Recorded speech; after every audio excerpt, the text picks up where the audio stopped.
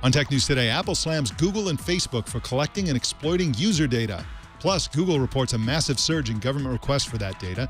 A friend of Russian President Vladimir Putin takes control of Russian social networking, and a smart thermostat maker turns up the heat on Google's Nest. All that and more coming up right now on Tech News Today.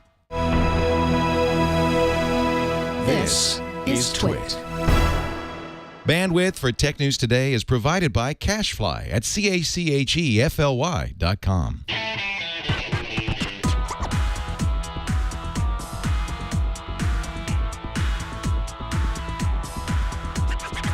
This is Tech News Today for Tuesday, September 16th, 2014.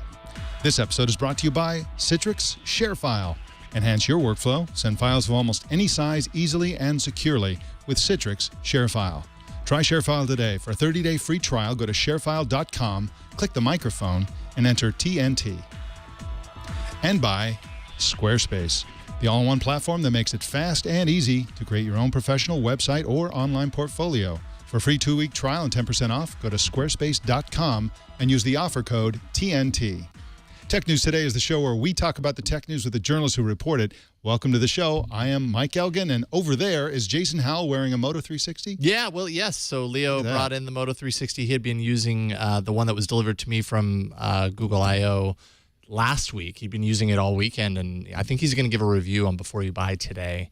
So look for that. But yeah, I've had it on for a little less than 24 hours, and so far, I'm pretty impressed. I actually like it. It's definitely the best Android Wear watch that I've seen or used. It is, but remember the halcyon days of summer at Google I/O when that was the shining beacon on the hill. It just seemed like just a magnificent watch, and we were so young and innocent then, and so much has happened since then, and now it seems like it's pretty good. You know, it seems okay. I mean, you know, I will say, even in its screen off state, I don't feel like I'm wearing a computer. You know what I mean? And that's I think a big difference. Is like I look down, or if I catch a reflection, it actually looks like I'm wearing a watch. And the whole screen off until I lift it up and then the screen turns on thing doesn't bother me. And I know for the Moto 360, that's really important as far as battery life on it is concerned. So. Yep, and it's definitely true that round is great, and I really like the round form factor. Agreed. Well, also with us, because it's Tuesday, is Joe Panettieri.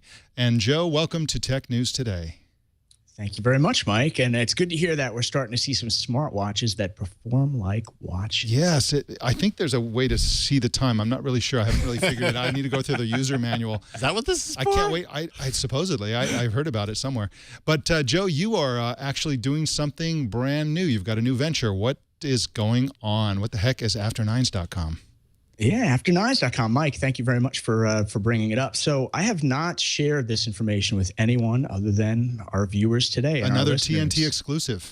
There you go. You've scooped the industry. I am co-founder of a new company with my business partner, Amy Katz, with a organization or a company known as AfterNines.com. Now, we haven't said exactly anything in deep detail publicly about what we're up to, but our mission is a pretty concise one, and our mission is to offer timeless IT guidance starting at 9:01 daily. 9:01 in the morning. For more. Is that Eastern? We haven't said. We haven't said. Okay. That's the interesting part. You know, we're or is being that a little September vague. 1st. It could be. But yeah, it is 9:01 daily. So if you want to check out the site, AfterNines.com, there's some more teaser information up there, and we look forward to staying in touch and also continuing to contribute here on Tech News Today. Wonderful. I can't wait to see all the details and see what it comes out of. You've done some really interesting things in the past, and so I'm really looking forward to that. In the meantime, why don't we do the tech news? Apple CEO Tim Cook slammed the business models of other Silicon Valley giants like Google and Facebook. In part 2 of a 2-part interview with PBS's Charlie Rose, Cook said, quote, "Follow the money," unquote. He said, if other companies are making money mainly by collecting gobs of personal data, he said, I think you have the right to be worried. Apple's money, by contrast, does not come from monetizing personal data, according to Cook. He said, quote, "You're not our product," unquote. Ouch, man, he's hitting hard there. Let's take a look at a clip from the interview. People say, have said to me, there's a whole ton of information already out there that are in the possession of companies like Google, like so many other companies, that information is there, and they worry about that. We've taken a very different view of this than a lot of other companies have. Our view is when we design a new service, we try not to collect data. So we're not reading your email. We're not reading your iMessage. If the government laid a subpoena on us to get your iMessages, we can't provide it. It's encrypted and we don't have the key. And so it's sort of the door is closed. Yeah. But our business, Charlie, is based on selling these. Our business is not based on having information about you. You're not our product. Our product are these. I guess he's pointing to iPhones and stuff like that, sitting in front of the desk. Don't leave those in a bar, Tim Cook. That's all I'm saying. Greg Ferenstein is technology journalist at TechCrunch, and Alissa Walker is the urbanism editor at Gizmodo. Welcome to both of you. Thank you. Hello. I have a quick change. So I don't actually work at TechCrunch anymore. Oh, you don't? Okay. Tell us about that. I stopped working there in April. Okay. Good to know. Fantastic. And also, Greg, you are on a treadmill, and you're not in a sort of Star Trek episode where you're being under attack or anything like that. You're actually walking. No. Now that I no longer need to go into an AOL corporate office, I stay at home and I walk on my treadmill. 15 miles a day. 12 to 15 miles a day. Yeah. Very impressive. Well, let's jump into this line of questioning that I've got here for you. So, Greg, do you think that Tim Cook's comments were fair or were they alarmist? I mean, should we really be worried about Google and Facebook?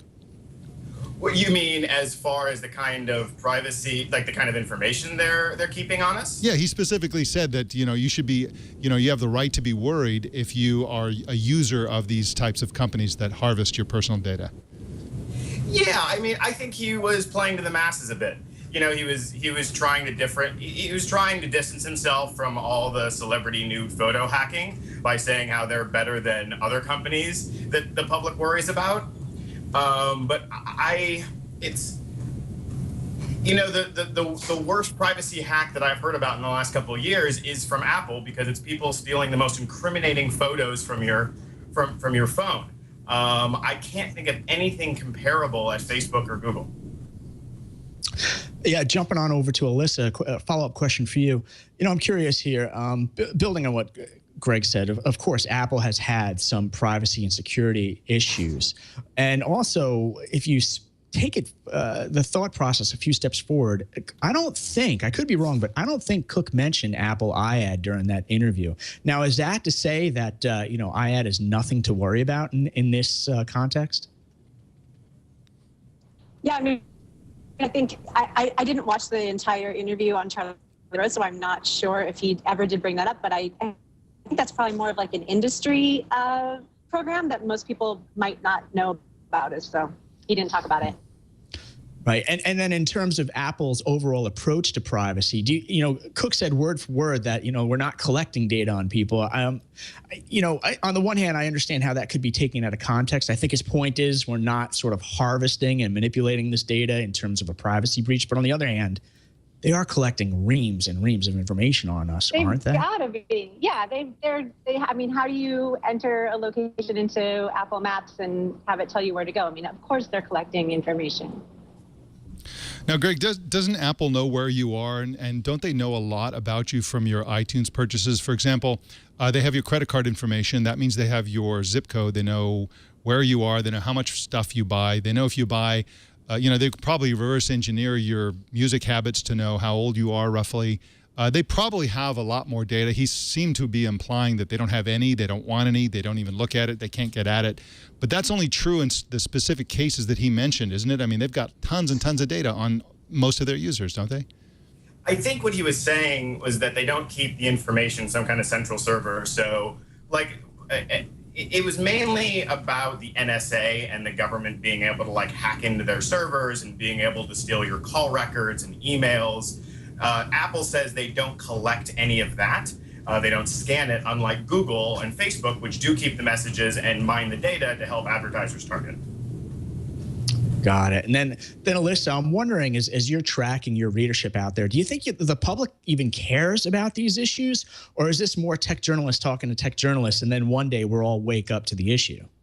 I think he made a very good point. Like, their primary concern is to produce great products, and physical products like iPhones and Apple Watches. And I think that's it's a very easy stance for them to take, because they don't rely on maybe giving that data out to other people. So it's an easy way for them to look really good, and an easy thing for him to say, to make customers say, oh, I want to be a part of Apple because they're not selling my data. Yeah, I've actually done polling on this. Overwhelmingly, consumers generally do not care about privacy. If you ask them about it, they'll say, yes, I care about privacy. But if you ask them to make trade-offs between privacy and other things like national security, overwhelmingly, privacy is never the priority. Well, in a related story, Apple's facing questions by Connecticut Attorney General, and I love this name, George Jepsen, over privacy in the Apple Watch, which was announced last week, of course, and scheduled to ship next year. And Jepsen reportedly will ask Cook if Apple plans to store personal information on the watch or in the cloud, and also will ask about Apple's policies for how third-party apps collect data on the watch. Greg, I know you have a comment on this issue. What do you think the Attorney General is likely to find? Nothing. This is my favorite politician PR trick. Every time someone wants to get more mentions in the press or thinking about running for president, they haul a company in for questioning. Usually that means they have no authority to do anything, but they want to make a big public splash. Senator Al Franken does this all the time. He routinely gets headlines out of calling companies in to testify about their products. What do you think, Alissa? Do you agree with that? Gosh, I mean, I don't know enough about this issue to talk about. I'm not really a security expert at Gizmodo. I think that what they've done is what Tim Cook has done just in general, and what Apple's doing in general, is just becoming much more open. And I call it the Glasnost campaign. They're actually really doing interviews and talking to journalists. And I think anything that they can do is going to make them look better with consumers. Well, I love a Gorbachev reference as much as the next person, and I thank you for that. Greg Ferenstein, are you at crunchgov.com? Is that where you are? So that was TechCrunch. So that was my TechCrunch life. Okay. I have now moved on to do new things. Okay, great. At newthings.com. But one way or the other, you can follow him at Ferenstein on Twitter. Thank you so much for joining us, Greg. And Alissa Walker is at gizmodo.com. You can also find her at awalkerinla.com and on Twitter at awalkerinla. Thank you so much for joining us, Alissa. Thank you. Can I go out for my walk now? All right. You don't have a treadmill? I know. Why am I not walking? This is really unfair. Nobody walks in L.A. Come on, give me a break. Anyway, thanks for coming on the show. Thank you. All right, in just a sec, we're going to talk about who else wants that user data. But first, I want to tell you about Citrix ShareFile. You'd be crazy to send sensitive or gigantic files as attachments across the internet. We don't do it here. We always use ShareFile because it's totally secure and you can control it after you've sent it. The way ShareFile works is instead of sending an attachment via email, which can be easily accessed by hackers now or anytime in the future, actually, instead you upload it to a very, very secure, totally secure server in the cloud, and you send a secure link to a specific individual. So if they're within a corporate firewall that can only accept anything below a 1 gigabyte file, and you send a 7 gigabyte file, it's no problem at all. They'll just download it from that secure link. After it goes, you can determine how many people see it, who sees it, how many times they can download it. You can be notified when they download it. You can even be set for how many days it can be downloaded. It's total control after you send the file, which is really, really great. Now, some people just use ShareFile for their most secure, financial information, private information, their nude selfie pics or whatever it is, whatever secure information they don't want to get in anyone's hands. And it's a great thing for that. Some people just use it for gigantic files because, of course, you can send really huge files. We do it all the time here because we're always sending around these huge video files. And some people do it when they want privacy or whatever. I think the best use of ShareFile personally is just to use it for any file you send over the internet. It's a great habit, it's easy to use, and it gives you total control and transparency about what's happening with your file, and there's just no reason not to do it. Why make it, send your files out there and expose them to being exploited? And of course, if you watch Tech News, almost every day on Tech News Today, we've got a security situation, and the story is always the same. You find out about hacks after they've already stolen your information. So don't wait for that to happen. Use ShareFile and don't let it ever happen. So get started today with my 30-day free trial. Just go to sharefile.com At the top right of the page, you'll see a microphone. Just click on that and enter TNT. That's sharefile.com and type in TNT. Well, Joe, Google says the government wants that user data too. Yeah. And when you say the government, we're not just talking about the U.S. government. And this story really builds upon that privacy theme we were talking about in the first story about Apple. Basically, Google has put out an annual report, its latest annual report, saying that the number of government requests for user information is skyrocketing. And this is of deep concern to me, naturally. And here to bring us some insights and analysis as to what's going on is Seth Rosenblatt, the senior writer over at CNET. Seth, are you with us? Yes. Hi. How's it going? It's going fantastic. Great to have you on board today. Thanks for joining us. Hey, Seth, can you give us the big picture? What exactly is Google saying here about government inquiries into user data? Sure. So Google is saying that over the past 5 years, which is how long they've been doing their transparency reports, government requests for user data of Google users has gone up 150%. That's globally, worldwide.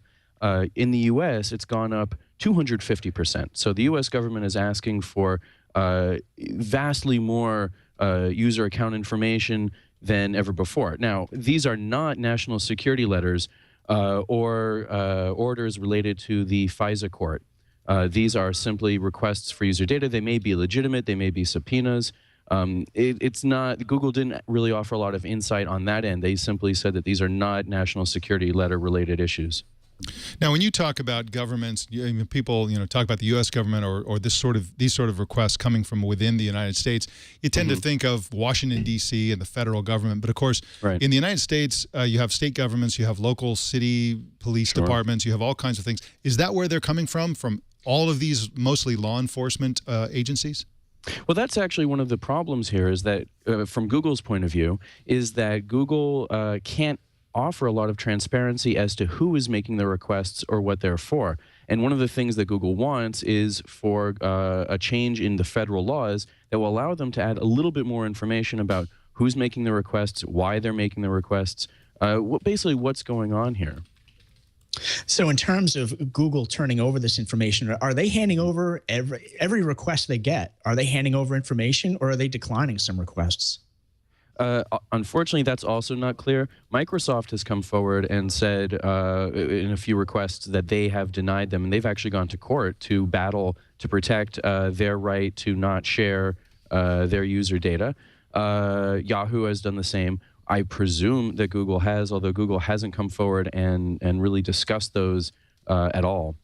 It's a very challenging situation for these companies because what they want to do is protect their user data that's been given to them. Governments, in some cases, do have legitimate issues and do have legitimate reasons for asking for data. If a law enforcement agency is going after a child molester, for example, they're going to want access to that person's Gmail account, and they have a right to that. But it's not clear whether these are, whether there's 65,000 child molesters out there that governments are going after, or what's happening. And so Google's advocacy in this area is interesting. Do you detect a trend toward, we tend to think of these governments like, you mentioned, the United States, Germany, France, and so on, democracies, Western democracies. But is there a trend toward the use of this tool by sort of axis of evil type countries, like Iran or North Korea or whatever? Is this something, maybe even the emerging censors like Turkey, those kinds of countries, are they starting to get in on the gravy train here, or is this mostly just democracies harvesting this data? It sounds like the data is coming from a very wide range of countries. Google did not offer insight this time into where the requests are coming from, except to say that it is a global issue. They have said that they have received requests, I think, from like 190 countries or 140 countries. It's a vast majority of the countries on the planet. Hey, Seth, now this Google disclosure, this report comes roughly 1 week, give or take, after Yahoo talked a bit about all the inquiries they've gotten from the NSA and the battle they've had with the NSA. Is that a coincidence, or is this just an ongoing pattern of what the big companies are dealing with? I would hate to say I can't say with certainty that they're connected. It's one of those things where there is the companies have been more and more proactive ever since the Snowden revelations of 2013, and they're not happy. They're extremely upset. They want government laws to change. Interestingly, Google put in its blog post about this, they didn't just mention the data request issue. They also mentioned laws like oh shoot, what's the name of it? Aaron Swartz's law, the privacy law that prevents governments from going after people for legitimate use of computer networks. And there, of course, is another issue here, which is that, with these sorts of requests, the companies are in the position of judge and jury to a certain extent. They're deciding whether something is legitimate or not. So the United States government, law enforcement, let's say the FBI, will go to Google and say, we'd like to request this. And Google somehow has a process internally that looks at it and says, no, that's not legitimate. We don't think that's a legitimate case. And then, of course, presumably they would face a lawsuit or not or whatever. Sure. And of course, you would expect different companies, Microsoft and others, to have different criteria and sort of look at that differently. Is that something that anyone is concerned about? I mean, that we see this in the right to be forgotten case in the European Union, where Google and other companies are in this position to determine the legitimacy, but those are coming from citizens. In this case, they're coming from governments. How is there any guidance, or what's the future of this kind of thing? And are there any companies that are just saying no to more than others? In other words, are they more strict than others? Sure. It's not clear at this point, from my understanding, whether any of the major tech firms are more resistant to sharing data than others. Certainly, if they wound up encrypting all their data and did not have the keys to it, the encryption keys, then they wouldn't have any data to share. That's one way around the problem. Unfortunately, that kneecaps their business models. So I don't think we're going to see that anytime soon.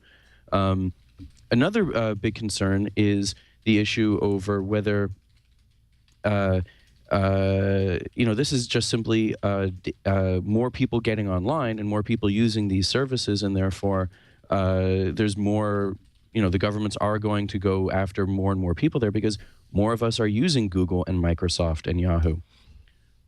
Seth Rosenblatt is at cnet.com, and you can follow him on Twitter at SethR. Thank you so much for joining us, Seth Rosenblatt. Thank you very much. All right. Well, the Russian giant Mail.ru has acquired the remaining stake in VK, formerly known as VKontakte, and the largest Russian social network in Russia and Europe. The move puts Mail.ru in control of all domestic social networking, just about. It really gives them a dominant presence in social networking in Russia and also Russian language social networking across Europe.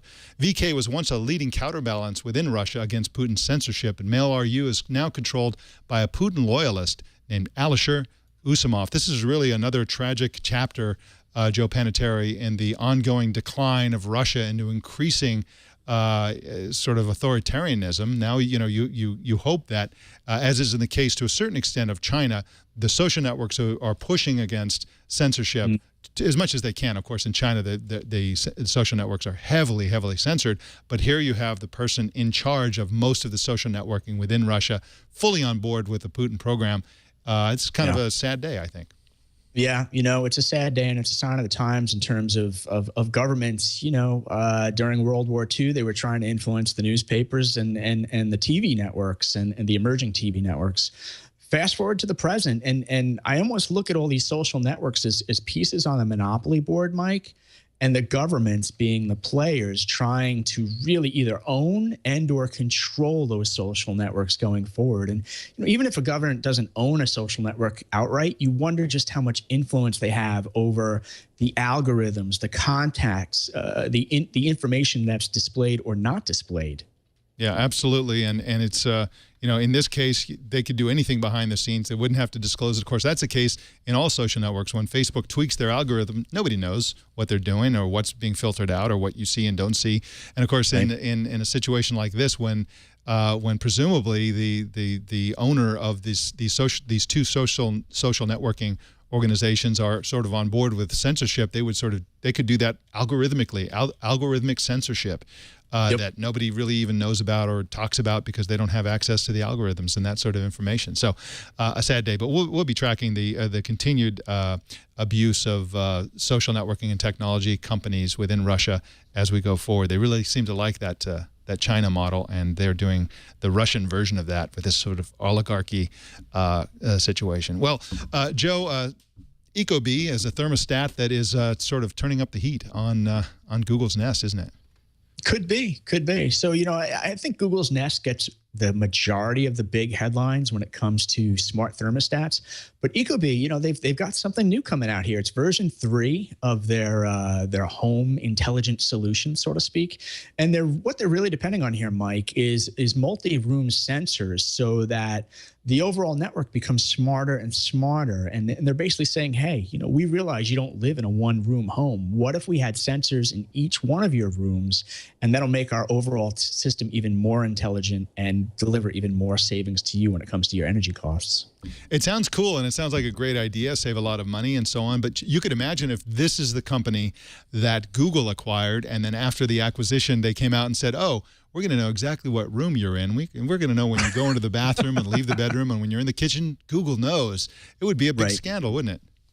It would be. And the other thing is that the thing I can't quite rectify, and I think I'll have to take a closer look at this, is say, for instance, you're in your family room, your whole family or half your family is there watching TV, and that room tends to run a little cold. Well, the sensor in that room would say, hey, crank up the heat. So that room becomes warmer. Well, what about the people who are already in a warm room somewhere else in the house? Is there any way then to rectify the fact that the entire house is going to become warmer due to the demand that one room wants more heat?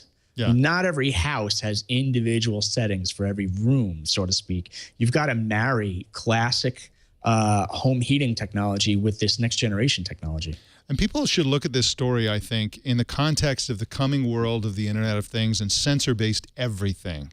So 5 years from now, lots and lots of different gadgets and devices and computers are going to know who you are, where you are, what you're doing, why you're doing it, how often you do it. Is this a regular thing that you usually do, or is this something different?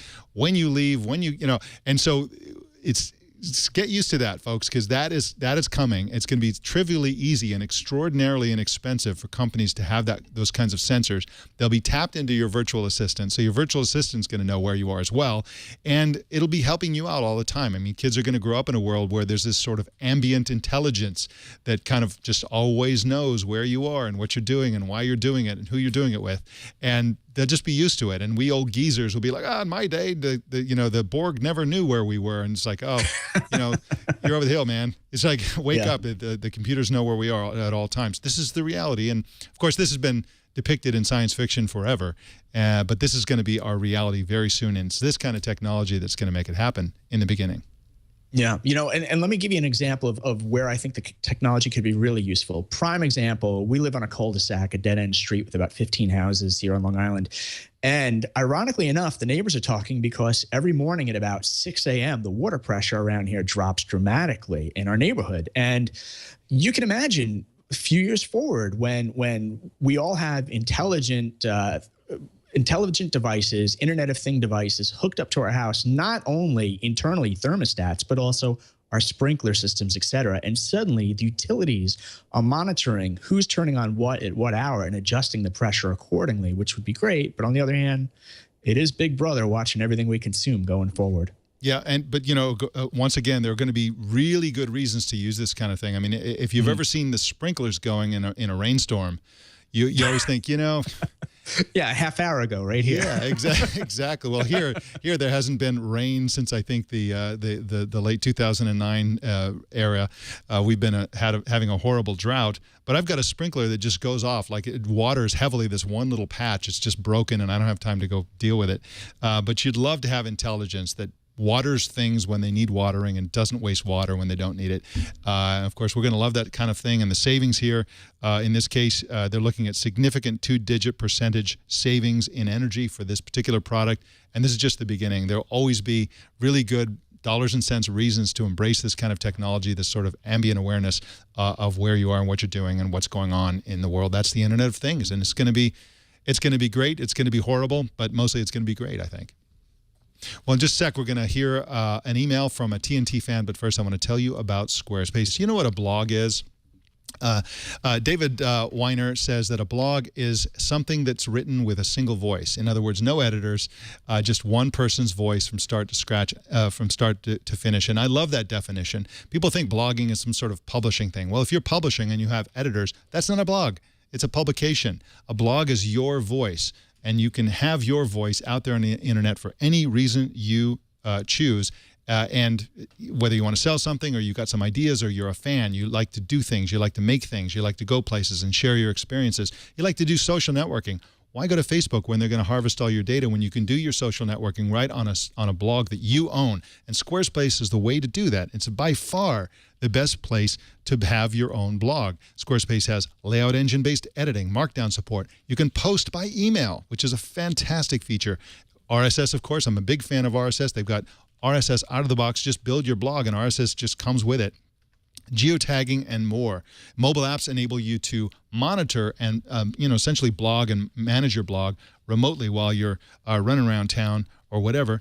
And you can share your content very easily to Facebook, Twitter, Google+, LinkedIn, StumbleUpon, Reddit, Pinterest, and Tumblr, which is fantastic. And if you've got an existing blog, if you've got an old and busted blog, you can import it into the new hotness very easily and automatically. So all the posts you've ever done on your old blog will come into your new blog, and it'll have that beautiful Squarespace design and that solid Squarespace hosting, which is super, super important. And you can publish blog entries with multiple author attribution, so you can have guest bloggers, which is always nice. Go on vacation, have somebody else run your blog for a week. Really great stuff. And if you need help, of course, Squarespace has live chat and email support 24 hours a day, 7 days a week. They're always there, and they know what they're doing and know what they're talking about. So the support is really top-notch. So what are you waiting for? Start your free 2-week trial with no credit card required and start building your website today. When you decide to sign up for Squarespace, just use the offer code TNT, and that'll get you 10% off and also show your support for Tech News Today, and we appreciate that. Well, we got an email from TNT fan Matt Schultz about our coverage of the Apple Watch. And Matt said, please help me understand why no one is calling the Apple Watch vaporware. He said, A, no one has used anything other than a demo version of the Apple Watch, and B, the watch will not be available until sometime in the year 2015. The only thing we do seem to know, he writes, is that the watch looks similar to the Asus Android Wear watch, but costs twice as much. Sincerely, Matt Schultz. Well, I called it FUD because I think that one of the reasons that Apple announced it when they did so long before it actually shipped was because they want to make sure that you don't buy something else for the holidays when you're out there holiday shopping, and that you'll wait for an Apple Watch knowing that it's coming. Another reason is that, as they said, as Steve Jobs actually said when he unveiled the iPhone months before the iPhone came out, he said that the reason they're doing it is they didn't want the tech press to discover it on the FCC website. He wanted the announcement to come from Apple, not the government. And so that was potentially a reason for that. And so, we appreciate that note, and it is a good point, but on the other hand, Apple does have a perfect track record. They have never announced something and then not shipped it, as far as I know. Correct me if I'm wrong. I'm sure we'll get email if they've ever done that, but I think we can be pretty sure that they really do have an Apple Watch, and it really is coming in the early months of 2015. Well, we told you last week that the Chinese government has delayed the sale of Apple's iPhone 6 phones in that country. Well, now Apple stock is taking a beating over a rumor that the delay will continue into the next year, kind of like the Apple Watch. And the Cult of Mac blog is reporting that Apple's NFC chip will be locked to Apple Pay and won't be available for use by third-party apps. In other words, it won't be used for automatically unlocking things or any of the many powerful things that you can do with NFC, at least in the interim. It's still possible that Apple could change that policy in the future and open it up. They did that with the fingerprint reader. They might do it with the NFC chip. And in other news, Samsung is creating a YouTube sitcom. No, I'm not kidding. The show will be called Best Future, and it'll center around 2 fictional Samsung employees. The male lead in the show is named after the Korean word for best, and the female lead is named Future. The show will be filmed at Samsung's Seoul, Korea headquarters and other Samsung offices. And worst of all, are you sitting down? The sitcom will also be a musical, kind of like their. So we know what we're in store for. Yeah, we know what to expect now. Samsung marketing is so weird. It really is. Just bizarre. I don't know why they keep doing this kind of stuff. But I mean, is it just the fact that like in the Western part of the world we don't understand, and elsewhere it makes more sense? I think it's more a matter of Samsung saying, we've got budget. Where should we spend it? That's true. And then they come up with these crazy ideas. Yeah, it's just awful to see what they do. I mean, remember the New York City announcement where they had the big Broadway kind of like dialogue, and it was just cringe-inducing. They keep doing that kind of stuff, and they don't really seem to get it, what's cool and what isn't cool. Here's, speaking of things that aren't particularly cool, designer Johnny Berry has created a $950 pair of PlayStation 4 themed Nike Air Jordan 5 sneakers. Joe Panettieri, I'm not kidding. He's creating only 10, so that's one pair for me, one pair for you, and then there'll be 8 left over after we buy ours. The worst part is they'll have an HDMI port in the heel, which is strictly decorative. Very nice. Joe, have you ever seen anything this dumb? No, I mean, but the interesting part is, he's asking $950 a pair, and I wonder if that's the start, and then there's going to be some sort of open bidding on this stuff, and there's going to be someone crazy enough to bid. Yeah, absolutely. It's especially when they limit it to 10. I would almost pay that much if it actually had a PlayStation built in, and I could just plug my sneakers into a TV and play something. But no, it's just a hole that looks like an HDMI port. So very, very bizarre. Well, our TNT fan of the day is Derek Corcoran in Australia, who posted this picture on Twitter. He said that Tech News Today is the soundtrack for his daily commute across the beautiful Sydney Harbour, and that is the famous Sydney Opera House in the background. Check that out. And those earbuds are piping in Tech News Today insights and information into his brain directly. Well, how do you watch or listen to TNT? Just take a picture of your setup and post it on Google+, Twitter, or Facebook, or anywhere, really, using the hashtag Tech News Today. That's the new hashtag we're using, Tech News Today. You can also search for how do you watch TNT? That's the old hashtag. We're phasing that one out. Tech News Today is the new hashtag. And we will find it. Just use that hashtag, and we'll definitely find it out there, wherever it is. Well, that's the Tech News Today. Joe Panettieri, congratulations on the launch of your new joint, and we'll look forward to further plugs and information about what you're up to there. Fantastic. Thank you very much, Mike. I appreciate the time. All right, Joe. See you next Tuesday. You bet. You can subscribe to Tech News Today on Feedly, YouTube, iTunes, Stitcher, RSS, Yahoo. So many options. Just choose your favorite way to subscribe at twit.tv/TNT. Follow us on Twitter at Tech News Today TV. There's a TV at the end. And please send us your thoughts and opinions to our email address at tnt@twit.tv. Our phone number at 260-TNT-SHOW. You can leave a message. Also, don't miss our evening newscast, Tech News Tonight, at 4 p.m. Pacific tonight and every weeknight right here on the Twit Network. My name's Mike Elgan. Thanks for tuning in. We'll see you tomorrow.